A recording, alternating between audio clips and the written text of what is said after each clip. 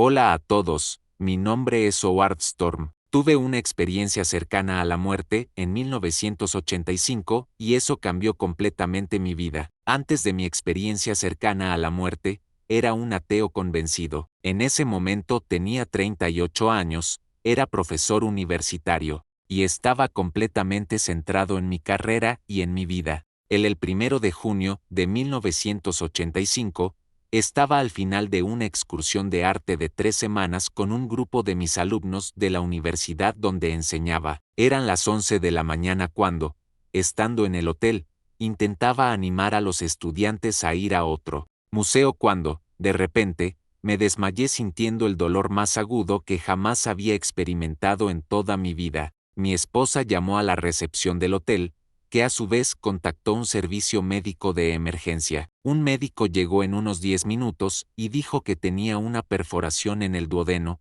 que es una parte del estómago, y que necesitaba cirugía. En 1 hora, de lo contrario moriría. Entonces llamaron a una ambulancia y fui trasladado en camilla al hospital quirúrgico, que estaba a varias cuadras de distancia. Me llevaron a la sala quirúrgica del Hospital de las Hermanas Públicas de Debari y de allí a la unidad quirúrgica de Cochin.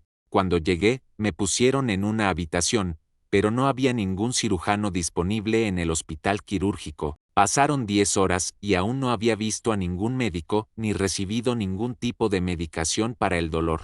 Una de las cosas que encuentro muy irritantes es cuando la gente me dice que tuve esta experiencia cercana a la muerte debido a una especie de viaje por drogas. Pasé 10 horas suplicando y rogando por un analgésico y no recibí nada. Una enfermera vino y se disculpó, pero dijo que no podían localizar a un médico y que intentarían conseguir uno para el día siguiente, que era domingo. Cuando me dijo eso, estaba tan débil y había tenido tanta dificultad para respirar durante un largo periodo que toda mi energía, todos mis pensamientos y toda mi fuerza estaban concentrados en inhalar y exhalar. Cuando la enfermera salió de la habitación, le dije a mi esposa que era hora de despedirnos. Le pedí que les dijera a mis hijos que los amaba, a mis padres que los amaba y así sucesivamente. Ella comenzó a llorar como nunca había visto llorar a nadie antes, porque esa era una despedida para siempre. Se sentó en la silla llorando y yo cerré los ojos,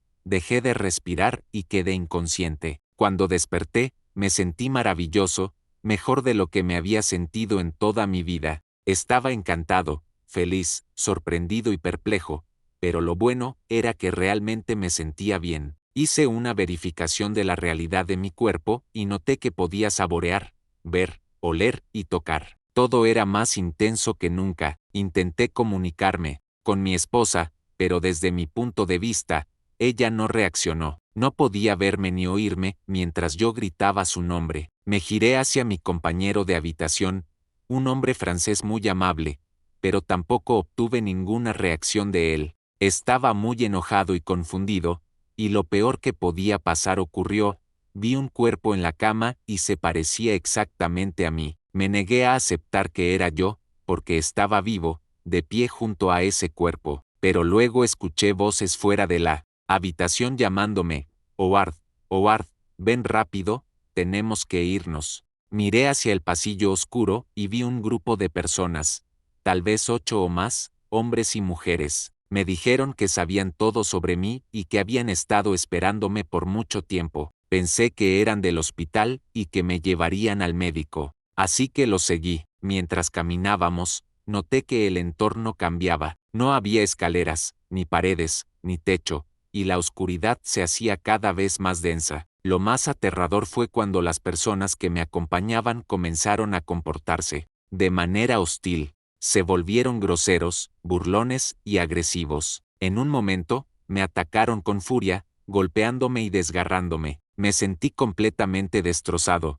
pero aún estaba consciente, preguntándome, ¿dónde estoy? ¿Quiénes son estas personas? Entonces, escuché una voz dentro de mí que decía: reza a Dios. Pensé, esto es ridículo, no creo en Dios, pero la voz insistió: reza a Dios. No sabía cómo rezar, pero intenté recordar alguna oración de mi infancia, como el Padre Nuestro o el Salmo 23, y comencé a recitarlos. Las criaturas que me rodeaban reaccionaron con furia, gritando que no había Dios allí, y que me callara. Pero cuanto más mencionaba a Dios, más retrocedían. Finalmente, me dejaron solo en la oscuridad. Fue entonces cuando recordé una canción que solía cantar en la escuela dominical, Jesús me ama. En ese momento, con toda mi desesperación, dije, Jesús, si eres real, por favor, sálvame. De repente, una luz brillante apareció en la oscuridad y se acercó rápidamente a mí. Era más brillante que el sol,